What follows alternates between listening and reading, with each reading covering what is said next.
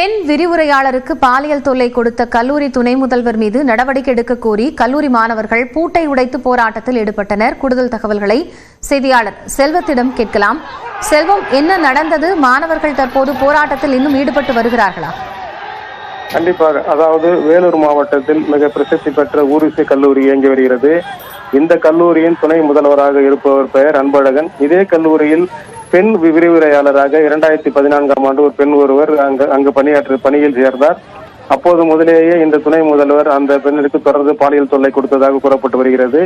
இந்த நிலையில் கடந்த 2 மாதங்களுக்கு முன்பு அந்த பெண் விரிவுரையாளருக்கு திருமண ஏற்பாடுகள் நடைபெற்றுள்ளன. இந்த நிலையிலும் தொடர்ந்து அந்த அன்பழகன் என்பவர் தொடர்ந்து இவருக்கு பாலியல் தொல்லை கொடுத்து வந்துள்ளார். இந்த நிலையில் கடந்த 10/2/2025 அன்று இந்த பெண் விரிவுரையாளர் இந்த கல்லூரியில் இருந்து வேலையை ராஜினாமா செய்துவிட்டு சென்று அங்குள்ள அனைத்து மகளிர் காவல் நிலையத்தில் இந்த அன்பழகன் மீது புகார் கொடுத்தார். ஆனால் அந்த காவல் நிலையத்தில் புகார் எடுக்க மறுத்ததால் அவர் உடனடியாக டிஐஜிக்கு அந்த புகாரை அனுப்பியுள்ளார். அதன் அடிப்படையில் உடனடியாக அன்பழகன் மீது நடவடிக்கை எடுக்க வேண்டும் என்று உத்தரவிட்டதன் அடிப்படையில் தற்போது அன்பழகன் மீது 7 பிரிவுகளில் வழக்கு பதிவு மட்டும் செய்யப்பட்டது. ஆனால் அன்பழகனை கைது செய்யவில்லை. இதை அறிந்த இக்கல்லூரியில் பயிலும் மாணவர்கள் சுமார் 1000க்கும் மேற்பட்டோர் கல்லூரியை விட்டு வெளியே வந்து போராட்டத்தில் ஈடுபட முயன்றனர்.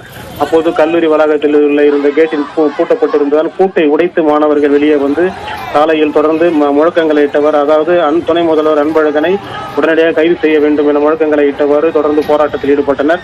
அவர்கள் போராட்டத்தில் ஈடுபட்டு சாலையில் சுமார் 1/2 கிலோமீட்டர் வரை சென்று அருகில் இருந்த அனைத்து மகளிர் காவல் நிலையத்தை முற்றுகையிட்டு தொடர் போராட்டத்தில் ஈடுபட்டனர். அங்கு வந்து போலீசார் மாணவர்களிடையே பேசி சமாதானம் செய்து உடனடியாக அன்பழகனை தேடி பிடித்து கைது செய்து அவர் மீது நடவடிக்கை எடுப்போம் என்று கூறியதன் அடிப்படையில் மாணவர்கள் போராட்டத்தை கைவிட்டு அங்கிருந்த அவர்கள் கல்லூரிக்கு திரும்பினர். அது மட்டுமல்லாமல் கல்லூரிகளுக்கு உள்ள அவர் வகுப்பறைகளுக்கு செல்லாமல் தொடர்ந்து வெளியே நின்று அவர்கள் கல்லூரி வளாகத்திலேயே போராட்டத்தில் ஈடுபட்டு வருகின்றனர். இதனால கல்லூரியில் அப்பகுதியில் பெரும் பரபரப்பு ஏற்பட்டுள்ளது. அதாவது மிக பிரசித்தி பெற்ற ஊரிசு கல்லூரியில் பெண் விரிவுரையாளருக்கு அங்குள்ள துணை முதல்வர் பாலியல் தொல்லை கொடுத்த இந்த சம்பவம் இப்பகுதியில் பெரும் பரபரப்பை ஏற்படுத்தியுள்ளது.